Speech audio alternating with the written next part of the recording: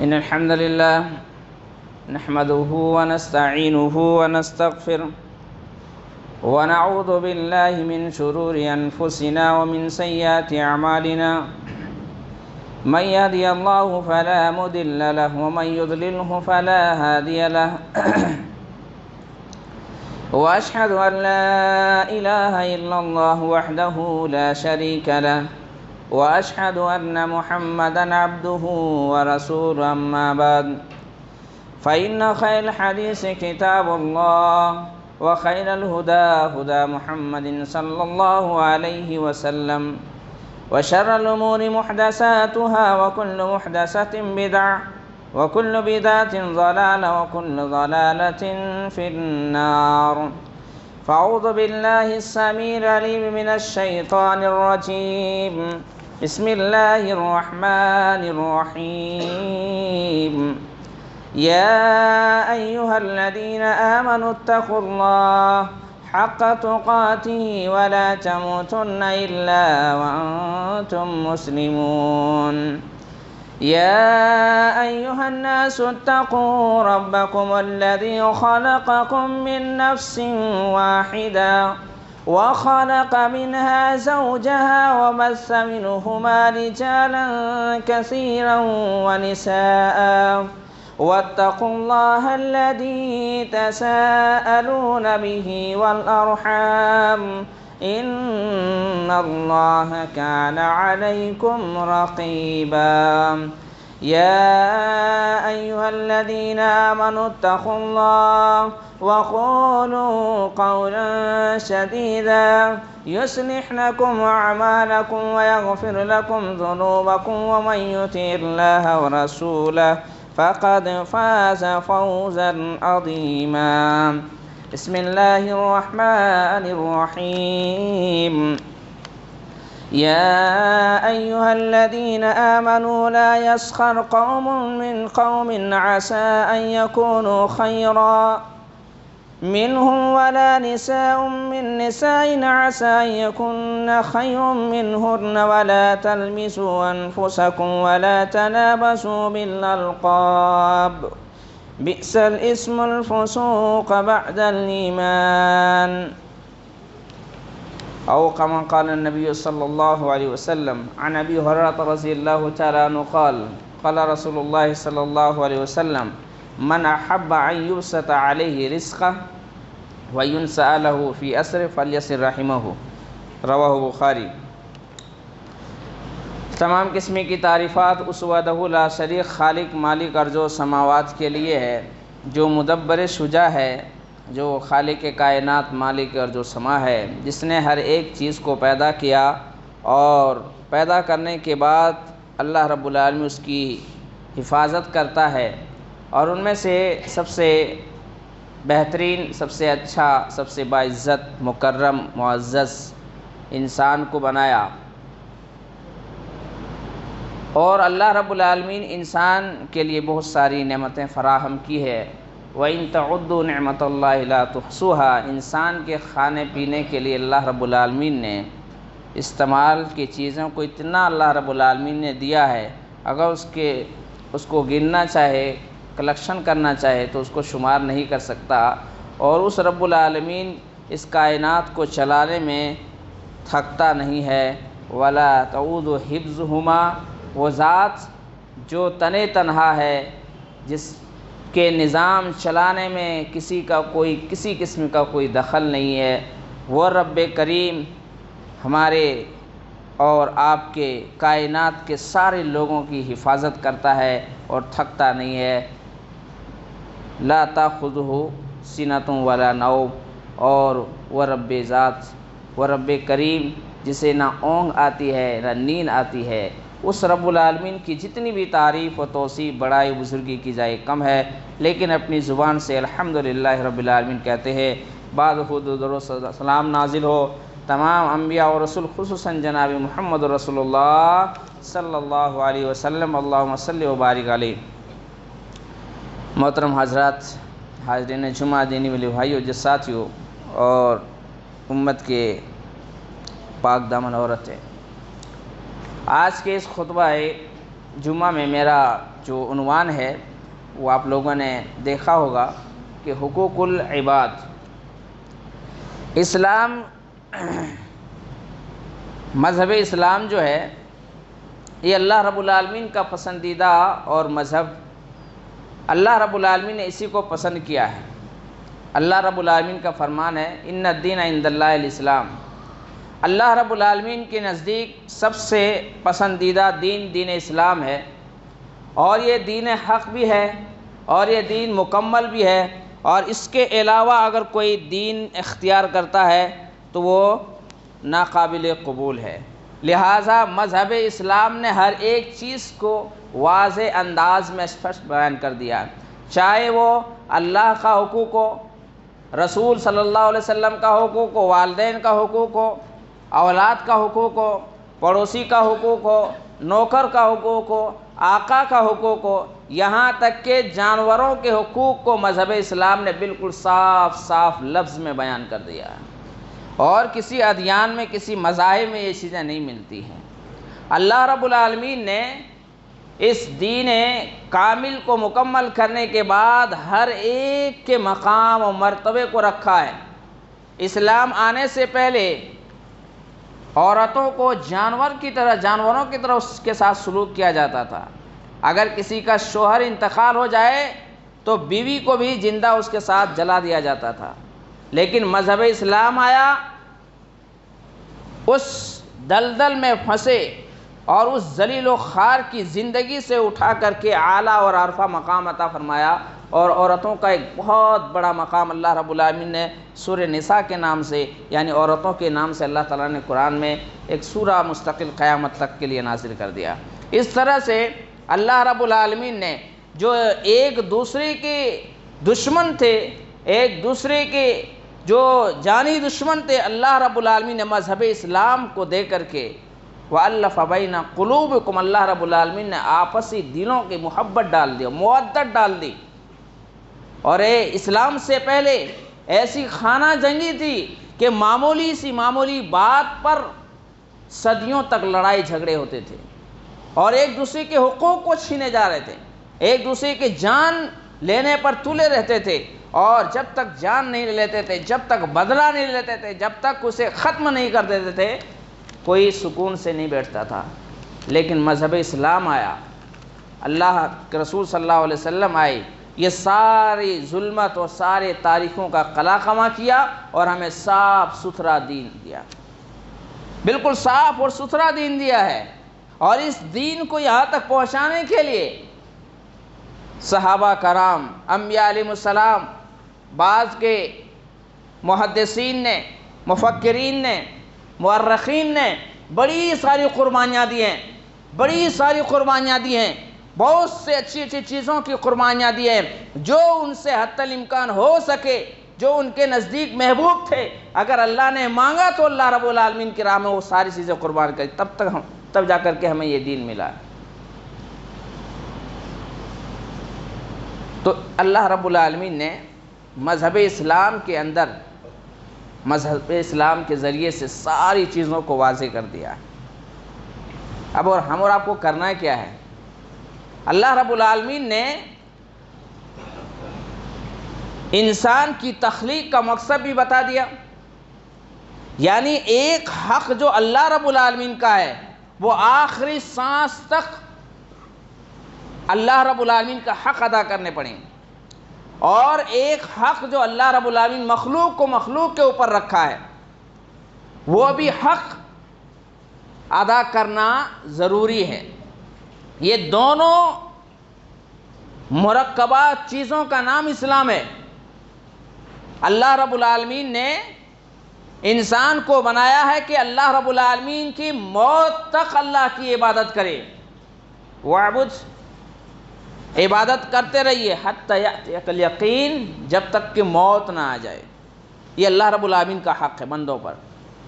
یعنی ایک مسلمان جب کلمہ پڑھ لیتا ہے تو اس کے لیے یہ ضروری ہو جاتی ہے کہ اللہ رب العالمین کی اطاعت و اللہ رب العالمین کی عبادت کرے یہاں تک کہ اسے موت آ جائے، اور اس کی عبادت میں کسی کو شریک نہ کرے.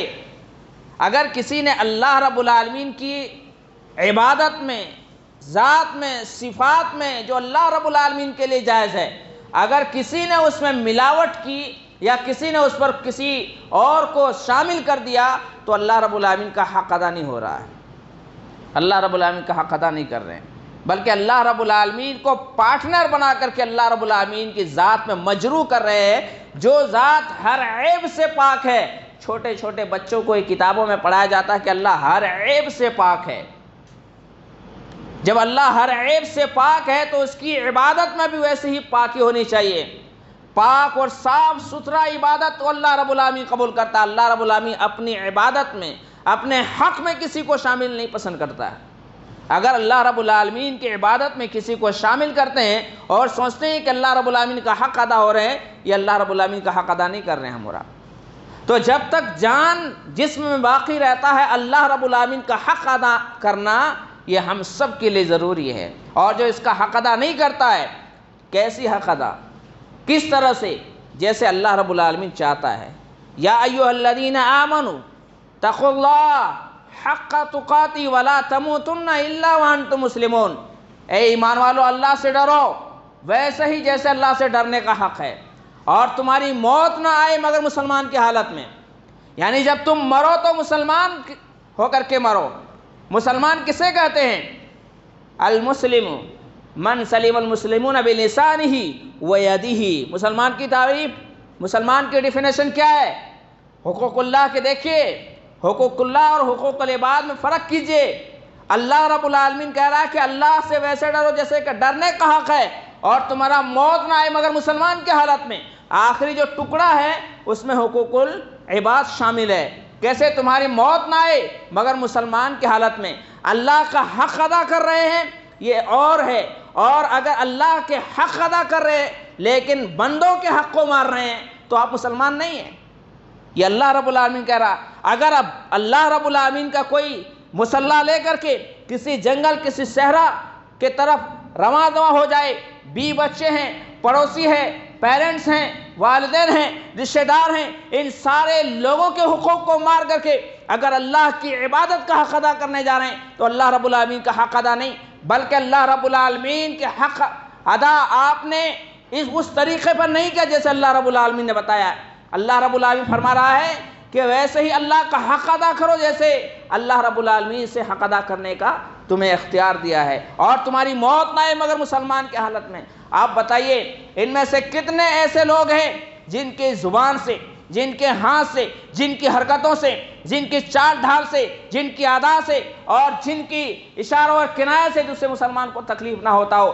اگر ایسا ہے تو حقیقی طور پر ہم مسلمان نہیں ہیں۔ یہ ساری بری صفات کو اور یہ ساری خامیوں کو دور کریں گے تب جا کر کے پکا اور سچا مسلمان ہوں گے۔ المسلم من سلم المسلمون بلسانہ ویدہ۔ مسلمان تو حقیقی میں وہ ہے جس کی زبان سے، جن کے ہاتھ سے اور جن کی ادا سے، جن کی چال ڈھال سے دوسرے مسلمان محفوظ رہتا ہے، کسی کو تکلیف نہیں ہوتی ہے اس کے ذریعے سے۔ یہ اصل میں حقوق اللہ کی عبادت کے ساتھ ساتھ حقوق العباد ہے۔ اگر دونوں میں سے ایک کو اختیار کرتے ہیں، ایک کو چھوڑ دیتے ہیں تو آپ کامیاب نہیں ہو سکتے ہیں۔ آپ سوچتے ہیں کہ ہم نماز پڑھ رہے ہیں، 5 وقت کی صف اول کے اندر بیٹھ کر کے نماز پڑھ رہے ہیں، اور اللہ تعالیٰ نے مال دیا ہے، صاحب ثروت ہیں، حج کرنے کے لیے چلے گئے، عمرہ کرنے کے لیے چلے گئے، 2 بار 3 بار زکوٰۃ بھی دے رہے ہیں، لیکن اس کے ساتھ ساتھ اپنی زبان سے، اپنے ہاتھ سے اور اپنے ادا سے کسی کو تکلیف دے رہے، اور اپنی زبان سے کسی کو برا بھلا کر رہے، کسی کو گالی دے رہے، کسی کی غیبت کر رہے، سوچتے ہیں کہ یہ نماز، یہ حج، یہ روزہ اور یہ زکوٰۃ، یہ خیرات یہ سب قبول ہو جائیں گے۔ نہیں ہوں گے۔ کل قیامت کے دن اللہ کی قسم سب کے سب مفلس اور فقیر ہو جائیں گے۔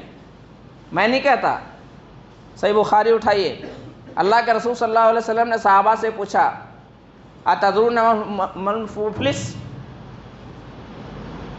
پوچھا صحابہ سے، اے میرے صحابہ مفلس لوگ کون ہیں؟ صحابہ نے کہا کہ یا رسول اللہ فینا لا درہم ولا متاع، یا دوسری روایت کہ لا درہم ولا دینارا، جس کے اے اللہ کے رسول صلی اللہ علیہ وسلم ہمارے نزدیک مفلس تو وہ ہے جس کے پاس مال دولت نہیں ہے، جس کے پاس دینار اور پیسے نہیں ہیں۔ اصل میں مفلس وہ ہے۔ صحابہ نے اپنے مطابق جواب دیا، اللہ کے رسول صلی اللہ علیہ وسلم نے فرمایا نہیں، وہ کیسے مفلس ہو سکتا ہے؟ بلکہ فرمایا کہ مفلس تو وہ ہے جو قیامت کے دن آئیں گے بصلاۃ و زکوٰۃ و صیام، وہ زکوٰۃ، وہ نماز، وہ حج، وہ عمرے، وہ ساری نیکیوں کی گٹھری لے کر کے آئے ہوں گے، لیکن اس کے ساتھ ساتھ اپنی زبان سے کسی کو گالی دیا ہوگا، کسی کو تکلیف دیا ہوگا، اپنے ہاتھ سے کسی کو تکلیف اور ایذا رسائی کی ہوگی۔ اب وہ سارے کے سارے دعوے دار آ جائیں گے۔ اللہ رب العالمین کے یہاں ذرہ برابر بھی کسی کے ساتھ ظلم نہیں ہوگا، یہاں تک کہ حدیث کے اندر آتا ہے کہ اگر کسی سینگ والی بکری نے کسی غیر سینگ والی بکری کو مارا ہوگا، قیامت کے دن جانوروں کے لیے جنت اور جہنم نہیں ہے، اس کے باوجود اللہ رب العالمین عدالت عظمیٰ میں یہ قانون دوبارہ دہرائے گا اور دکھائے گا لوگوں کو کہ اللہ رب العالمین کا وعدہ سچ ہے۔ اللہ رب العالمین نے جو وعدہ کیا ہے، وعد اللہ حق، اللہ کا وعدہ حق ہے۔ غیر سینگ والی بکری کو اگر مارا ہے تو قیامت کے دن اسے سینگ دیا جائے گا اور اسے بدلہ لیا جائے گا اور اس کے بعد فیصلہ ہو جائے گا۔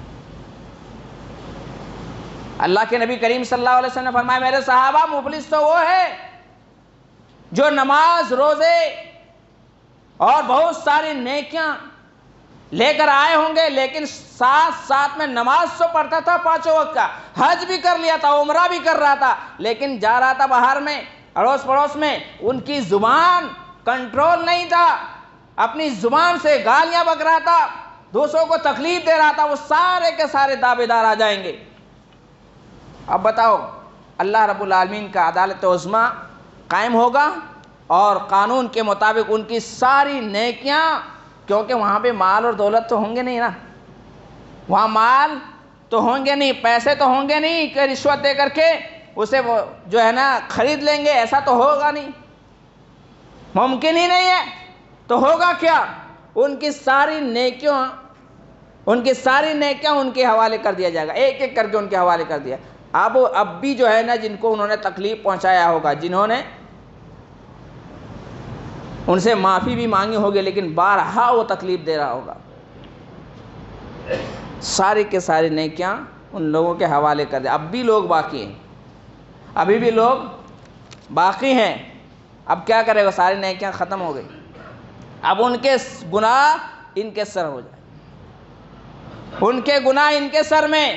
اب بتاؤ، کچھ بھی نہیں رہا تو مفلس کون، فقیر کون ہوا قیامت کے دن؟ چاہتے ہیں ایسا کوئی؟ چاہتے ہیں؟ ایسا نہیں۔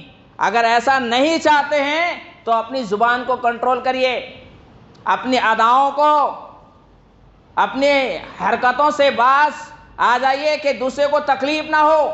ہمارے کسی وجہ سے، ہماری زبان سے، ہماری ہاتھ سے کسی کو تکلیف نہیں ہونی چاہیے۔ اگر ایسا کرتے ہیں تو اللہ رب العالمین کے یہاں ایک ایک چیز کا حساب ہوگا اور آپ اس حساب میں ناکام ہو جائیں گے۔ لہٰذا حقوق اللہ کے ساتھ ساتھ حقوق العباد ضروری ہے۔ آدمی چاہتا ہے کہ اس کی زندگی اللہ رب العالمین اچھی بنا دے، اس کی زندگی اچھی گزرے، اس کی جو ہے عمر بڑی ہو جائے۔ اللہ کے نبی کریم صلی اللہ علیہ وسلم نے 1400 سال پہلے نسخہ دے دیا ہے۔ آدمی آج کل عمر بنانے کے لیے، اپنی باڈی بنانے کے لیے، اپنے آپ کو صحت یابی رکھنے کے لیے طرح طرح کی دوائیاں، طرح طرح کی جیم اور نہ جانے طرح طرح کی معجون کھا رہے ہیں، حالانکہ یہ ساری چیزوں کا علاج یہ ہے کہ اللہ کے رسول صلی اللہ علیہ وسلم نے فرمایا کہ من احب ان یبسط علیہ فی رزقی، اگر کوئی چاہتا ہے کہ اس کی رزق میں برکت مل جائے، اس کی رزق بڑھا دی جائے، اور وَيُنْسَعَ لَهُ فِي عَسْرِهِ اس کی عمر بڑھا دیا جائے، تو فَلْيَصِلْ رَحِمَهُ چاہیے کہ وہ صلہ رحمی کرے۔ کس کے ساتھ؟ صلہ رحمی کس کے ساتھ کرے گا؟ سب سے پہلے صلہ رحمی کرنے کا حق کون رکھتا ہے؟ پیرنٹس، والدین۔ اور اللہ رب العالمین نے پورے قرآن کے اندر جہاں جہاں توحید کا ذکر کیا ہے، اللہ رب العالمین فوراً بعد والدین کے ساتھ حسن سلوک کرنے کا ذکر کیا ہے۔ آج والدین بوڑھا ہو گئے ہیں، وہ اس کے جسم میں، اس کی ہڈیوں میں وہ طاقت نہیں جو آپ کے جسم کے اندر ہے۔ آپ کے اس ہڈیوں میں، آپ کے اس غدوں کے اندر طاقت بھرنے کے لیے اپنی ساری طاقت گوا دی، اپنی ساری طاقت اور ساری جسمانی طور پر توانائی آپ کو ٹرانسفر کرنے کے لیے نہ جانے کیسی کیسی مصیبتیں اور مشقتیں جھیلیں۔ اس پیرنٹ کے ساتھ آج ہمارا کیا سلوک ہے؟ ہم کیا واقعی میں اپنے والدین کے ساتھ حسن سلوک کرتے ہیں، یا اپنی زبان کے ذریعے سے ان کو تکلیف پہنچاتے ہیں؟ اگر ایسا کرتے ہیں تو اللہ رب العالمین کا فرمان سنو، فرمایا وَقَضَىٰ رَبُّكَ أَلَّا تَعْبُدُوا إِلَّا إِيَّاهُ وَبِالْوَالِدَيْنِ إِحْسَانًا إِمَّا يَبْلُغَنَّ عِندَكَ الْكِبَرَ أَحَدُهُمَا أَوْ كِلَاهُمَا فَلَا تَقُل لَّهُمَا أُفٍّ وَلَا تَنْهَرْهُمَا وَقُل لَّهُمَا قَوْلًا كَرِيمًا وَاخْفِضْ لَهُمَا جَنَاحَ الذُّلِّ مِنَ الرَّحْمَةِ وَقُل رَّبِّ ارْحَمْهُمَا كَمَا رَبَّيَانِي صَغِيرًا۔ تیرے رب نے فیصلہ کر دیا ہے کہ ایک اللہ کی عبادت کرو اور اپنے والدین کے ساتھ حسن سلوک کرو۔ پورے قرآن پڑھیے، جہاں بھی توحید کا ذکر ہے فوراً اس کے بعد اللہ رب العالمین نے کہا اپنے پیرنٹس کے ساتھ، اپنے والدین کے ساتھ حسن سلوک کرو۔ سب سے بڑا جو ہم پر جو اللہ رب العالمین کے بعد جو حق ہے مخلوق میں سے، تو وہ ہمارے ماں باپ ہیں۔ اس کے بعد پیرنٹس کے دوست ہیں، اس کے بعد رشتہ دار ہیں۔ اگر ان کے ساتھ حسن سلوک کرو گے، اس کے ساتھ خیر خواہی کا معاملہ کرو گے، اس کے ساتھ صلہ رحمی کرو گے، تو اللہ کی قسم آپ کی جیب کبھی خالی نہیں ہوگی۔ میں نہیں کہتا، جیسا کہ میں نے صحیح بخاری کی روایت پڑھی، من احب ان یبسط علیہ فی رزقہ، جو چاہتا ہے کہ اس کے رزق میں کشادگی کر دی جائے، بڑھا دیا جائے، برکت والی رزق عطا کر دی جائے، وَيُنْسَعَ لَهُ فِي عَسْرِهِ اور اس کی عمر میں بڑھا دیا جائے۔ عمر سے مراد کیا ہے؟ اللہ رب العالمین اس کی صحت و تندرستی عطا کر دیتا ہے۔ عمر کسی کا بڑھتا نہیں، لیکن اللہ رب العالمین سے موذی بیماری سے، بہت ساری پریشانی اور بہت سارے ہلاکت کر دینے والی بیماری سے اللہ تعالیٰ حفاظت رکھتا ہے، اور جب وہ زندگی گزارتا ہے تو ایسا لگتا ہے کہ بہت ساری زندگی ہم نے گزار لی، خوشحالی والی زندگی اللہ عطا کرے گا، ایسا لگے گا کہ وہ عمر میں بڑھا دی گئی۔ کہ چاہتے ہیں تو فَلْيَصِلْ رَحِمَهُ چاہیے کہ وہ صلہ رحمی کریں۔ تو پہلا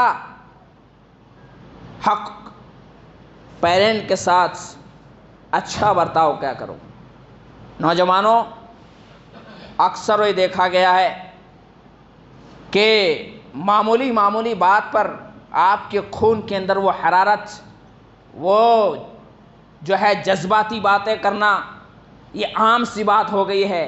اگر ایسا کرتے ہیں تو اللہ کے رسول صلی اللہ علیہ وسلم نے فرمایا کہ 3 گناہ ایسے ہیں جس کو اللہ رب العالمین دنیا میں عطا کر دیتا ہے۔ ان میں سے ایک یہ بھی ہے کہ اپنے پیرنٹس کے ساتھ اگر بدتمیزی کرتے ہیں، آپ اس کے ساتھ احسان نہیں کرتے ہیں، اس کے ساتھ اچھا سلوک نہیں کرتے ہیں، اس کو مارتے پیٹتے ہیں، برا بھلا کہتے ہیں، اپنی زبان کے ذریعے سے تکلیف پہنچاتے، سنو اللہ کے رسول صلی اللہ علیہ وسلم نے فرمایا اس کی نہ کوئی فرض نماز قبول ہوتی ہے، نہ کوئی نفل نماز قبول ہوتی ہے، اور نہ کوئی حسنات اللہ رب العالمین کے ہاں قبول ہوتی ہے۔ ایک روایت میں تو یہاں تک آتا ہے کہ اس کے سر کے ایک بالش سے زیادہ اوپر نہیں جاتا ہے جب تک کہ وہ معافی نہ مانگ لے، جب تک کہ وہ معافی نہ مانگ لے۔ ایسا مت کریے، آپ اللہ کے لیے نماز بھی پڑھ رہے ہیں، روزہ بھی رکھ رہے ہیں، اور گھر میں جا کر کے ماں باپ سے لڑائی کر رہے ہیں، ساری اعمال آپ کے برباد ہو جائے گا۔ یہ مت سمجھیے کہ اللہ رب العالمین شرک کے علاوہ سارے گناہ معاف فرما دے گا۔ لیکن کیا آپ جہنم کی آگ کو چکھنا چاہیں گے؟ جہنم میں جانا چاہیں گے؟ اللہ رب العالمین فیصلہ تو کرے گا نا۔ جب اسی حالت میں مر جائیں گے تو اللہ دنیا میں سزا دے گا اور آخرت میں دے گا ہی دے گا۔ وہ اللہ رب العالمین کا فضل و کرم ہوگا کہ شرک کے علاوہ سارے گناہ معاف فرمائے۔ لیکن کیا یہ کوئی جان بوجھ کر کے چاہتا ہے کہ تھوڑی دیر کے لیے اسے جہنم میں ڈال لے؟ اللہ کے نبی کریم صلی اللہ علیہ وسلم نے تو فرمایا کہ لوگوں میں تمہیں جہنم کے بیچ میں سے میں کمر پکڑ کر کے کھینچ کر کے تمہیں کنارے میں لا رہا ہوں، تم ہو کے کودے جا رہے ہو، تم ہو جا کے ایسے ایسے غلط کام کے ذریعے سے جہنم کی طرف لپک رہے ہو، اور میں تمہیں کھینچ کر کے کنارے پہ لا کر کے کھڑا کر رہا ہوں۔ جہنم کی ایک چنگاری دنیا میں گر جائے تو پوری دنیا جل کر کے راکھ ہو جائے گا۔ بتاؤ تھوڑی دیر کے لیے اگر اس میں ڈال دیا جائے تو کیا برداشت کر سکتے ہیں؟ نہیں کر سکتے نا۔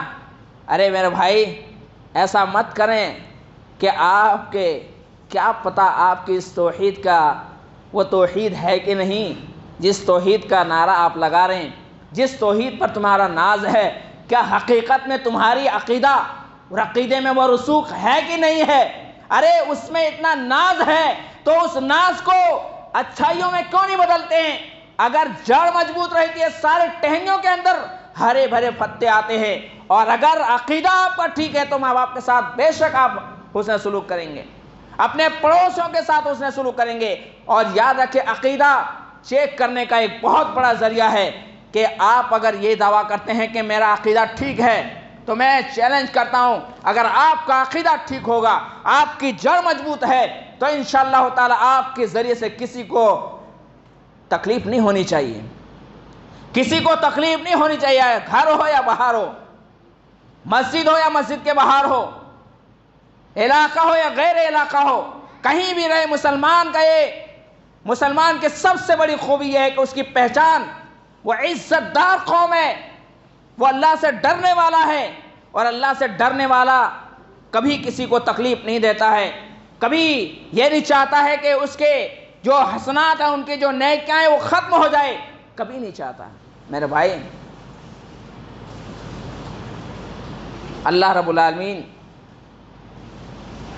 نے جو ہمیں دین اسلام دیا ہے، اس کی امتیاز ہی الگ ہے، ان کی خصوصیات ہی الگ ہے، اور جب ہم ان کو مانتے ہیں، ان کو فالو کرتے ہیں، تو ہماری بھی امتیاز، ہماری بھی خصوصیات الگ ہونی چاہیے، سب میں الگ ہونی چاہیے، سب سے الگ ہونی چاہیے۔ اگر ایسا نہیں ہے تو پھر دوسروں اور ہمارے میں فرق کیا رہ جائے گا؟ پھر ہمارے میں فرق کیا رہ جائے گا؟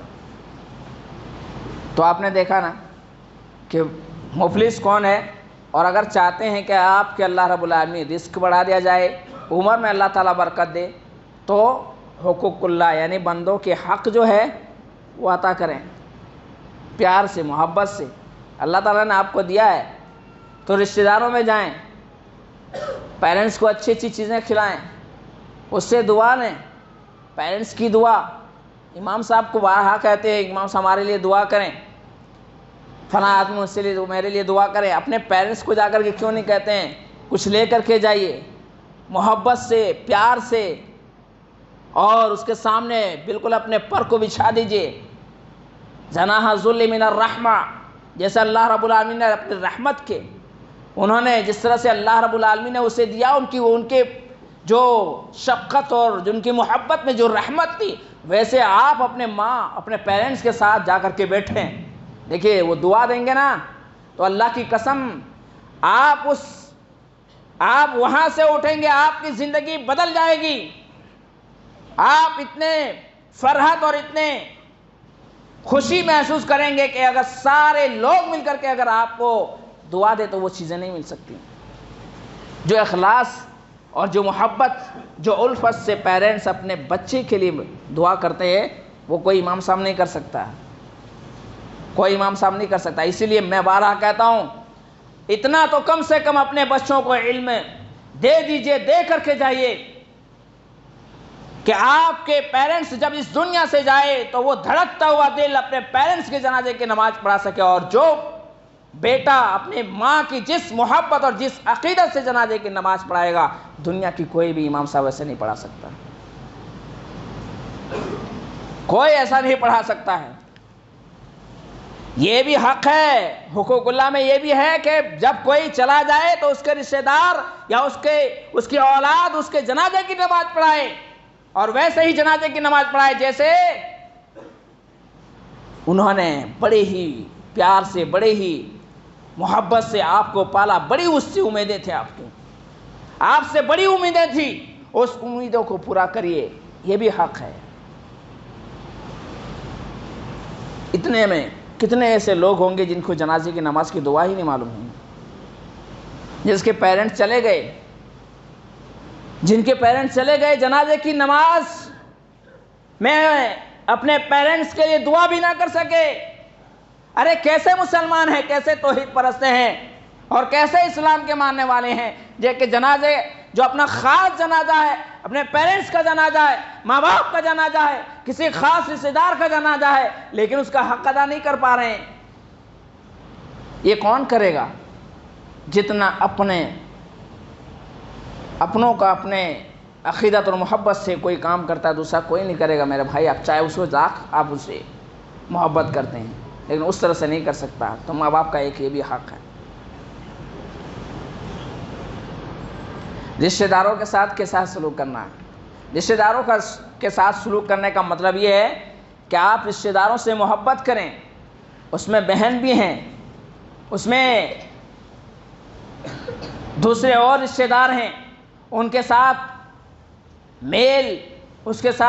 میل جول اچھی طرح سے برتاؤ رکھنا، اور اپنے مال میں سے تحفہ تحائف دینا، اور اس کو خصوصی طور پر اگر کوئی کمزور ہے، کوئی مفلس ہے، کوئی قلاس ہے، کوئی محتاج ہے، کوئی بیمار ہے، کوئی کہیں پہ ایڈمٹ ہے، اس کا دیکھ بھال کرنا، اس کے ساتھ اسے سلوک کرنا، اس سے جا کر کے ملنا، اگر کوئی بیمار ہو رہا ہے تو اس کی عیادت کرنا، یہ سارے کے سارے حقوق العباد میں آتا ہے۔ اگر آپ ایسا کریں گے تو آپ فائدہ ہی فائدہ آپ کو ملے گا، اللہ آپ کی روزی میں برکت دے گا۔ اور یہاں تک کہ حدیث کے اندر آتا ہے، آپ نے بارہا سنا ہوگا کہ جو اپنے کو زیادہ ترجیح دیتا ہے، اپنے رشتہ دار کو، اللہ رب العالمین اسے 2 گنا ثواب دیتا ہے، کیونکہ اپنے رشتہ دار ہونے کے ناطے اسے ثواب دیتا ہے، اور آپ نے اس کے ساتھ خیر خواہی کی ہے، اس کا بھی اللہ رب العالمین الگ سے ثواب دیتا ہے۔ اور اگر کوئی مریض ہے، آپ اس کی عیادت کرتے ہیں، تو اس عیادت کے بدلے میں فرشتے آپ کے لیے جب تک آپ لوٹ کے نہیں آئیں گے،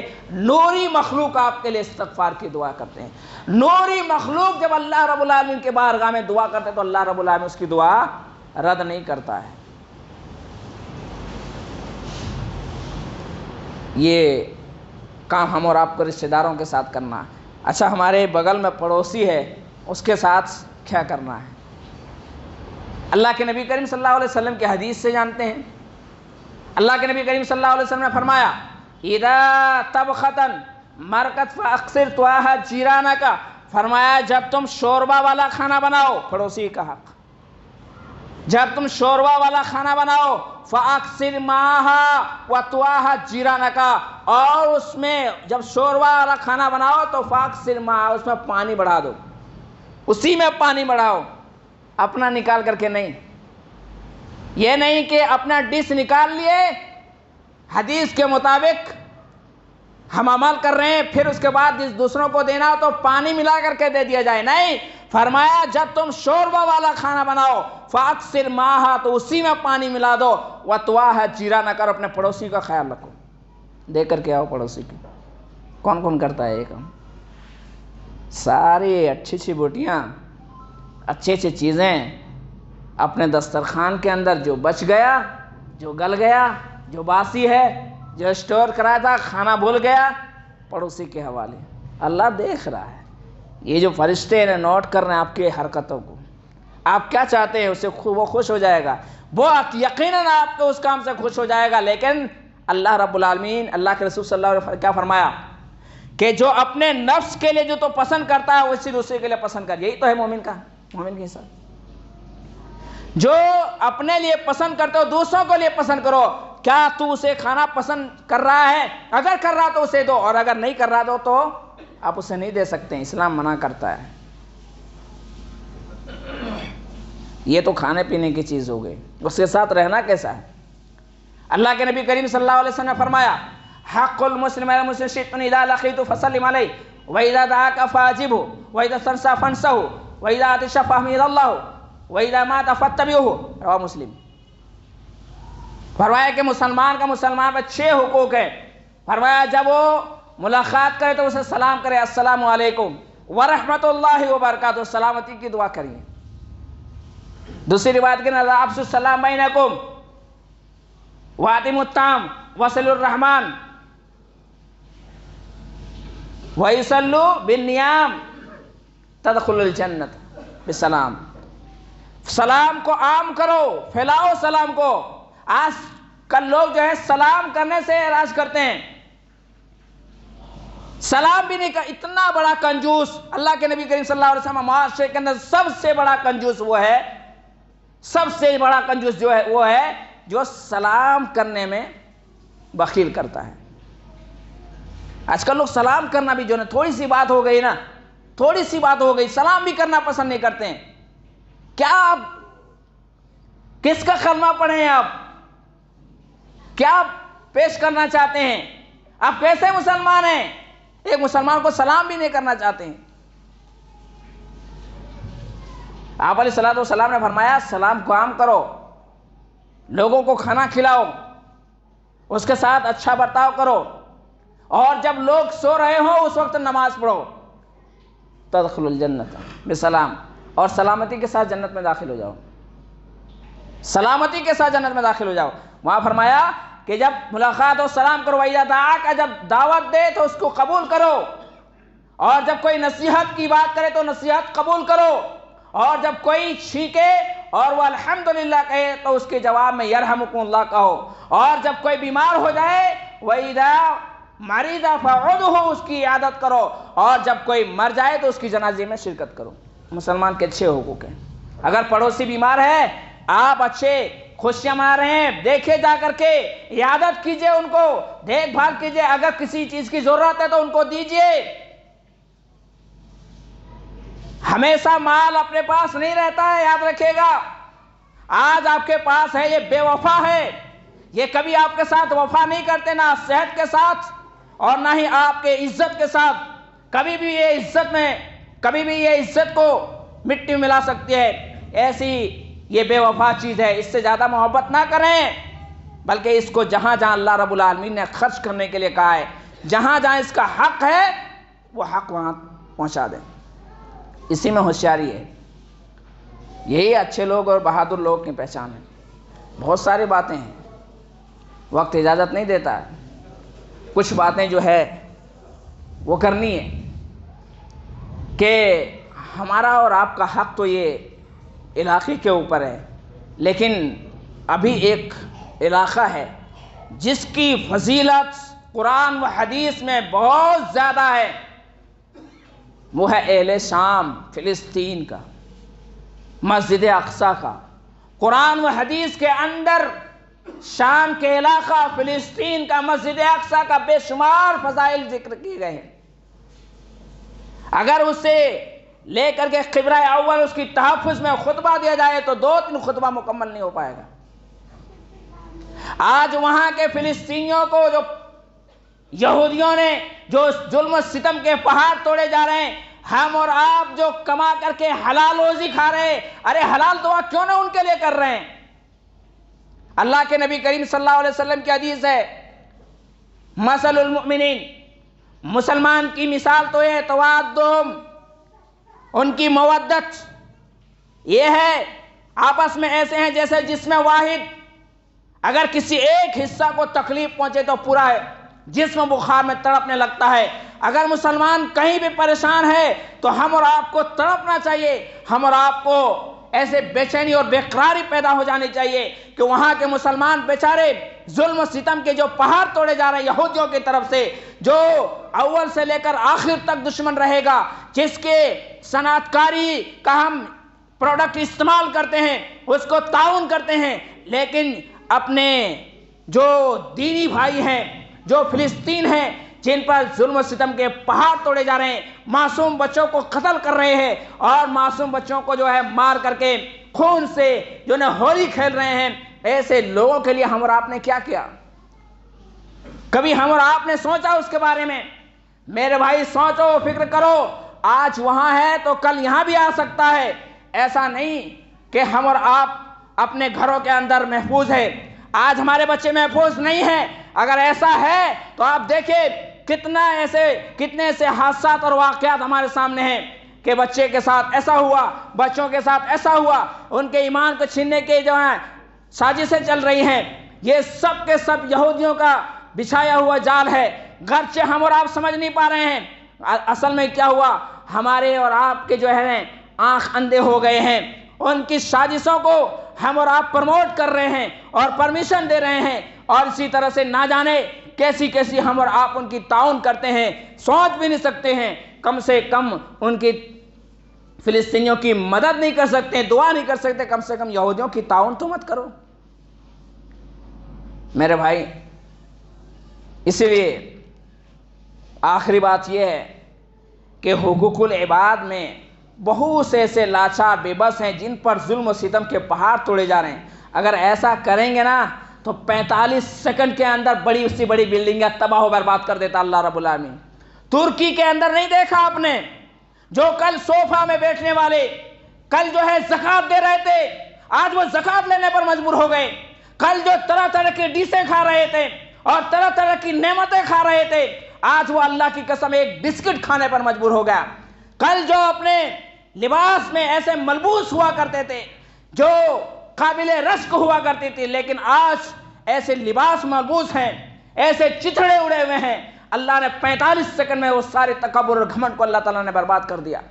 اگر آج ہم اور آپ نہیں سدھریں گے، اللہ کے بندوں کا اللہ کا حق ادا نہیں کریں گے اور ان کے بندوں کا حق ادا نہیں کریں گے، تو اللہ رب العالمین کہیں ایسا نہ ہو کہ ہمیں بھی اللہ رب العالمین اس اعتبار میں ڈالے۔ اللہ ہم سب کی حفاظت فرمائے۔ تو میرے بھائی، فلسطینیوں کے لیے دعا کریے۔ ایک بچے نے، یہ جب میں نے پڑھا نا تو دل کانپنے لگا۔ ایک بچے نے کاغذ کو کھا لیا، غریبی کی وجہ سے۔ بھوک ایسی چیز ہے کہ بڑے سے بڑی برائی کرنے پر آمادہ کر دیتے ہیں۔ ایک بچے نے کاغذ اٹھا کر کے کھا لیا۔ ماں نے بڑے شفقت سے پیار سے پوچھا، بیٹی تم نے کاغذ کیوں کھا لیا؟ کہا، میری اماں جان اس کاغذ کے اندر روٹی بنا ہوا تھا، کاغذ کے اندر روٹی بنی ہوئی تھی، جس کی وجہ سے بچی نے روٹی سمجھ کر کے کھا لیا۔ آج ہم اور آپ اپنے کھانوں کو کس طرح سے ڈسٹ بن کے حوالے کرتے ہیں؟ دیکھو، تلاش کرو معاشرے کے اندر کیسے کیسے لاچار، کیسے کیسے بے بس بیٹھے ہوئے ہیں۔ ہم تو اپنے کھانے کے اندر طرح طرح کی نعمتیں کھا رہے ہیں۔ کبھی دیکھو باہر جاؤ، دیکھو، تلاش کرو کیسے کیسے لوگ ملے جو بھوک میں تڑپ رہے ہیں۔ ہاسپٹلوں میں جا کر کے دیکھو، جو دوائیوں کے لیے تڑپ رہے ہیں، جو اپنے حق ادا ان کو ملنا چاہیے وہ حق نہیں مل رہا ہے۔ یہ کون کرے گا؟ یہ حقوق العباد میں سب آتا ہے میرے بھائی۔ اگر ایسا کریں گے تو اسلام انشاءاللہ تعالی بڑی تیزی سے پھیلے گا۔ اللہ رب العالمین سے دعا کریں کہ اللہ رب العالمین فلسطینیوں کے حالت پر اللہ تو رحم فرمائے۔ اللہ جو ان پہ ظلم و ستم ہو رہا ہے، اللہ تو ان پر اچھی طرح سے جانتا ہے۔ اللہ تو دشمنوں کو تہبالہ اور عبرت کے لیے بنا دے۔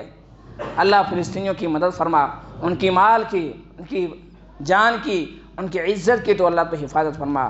بارک اللہ لنا ولکم فی آیات و ذکر الحکیم انہ تعالی جواد ملکم الرؤوف الرحیم۔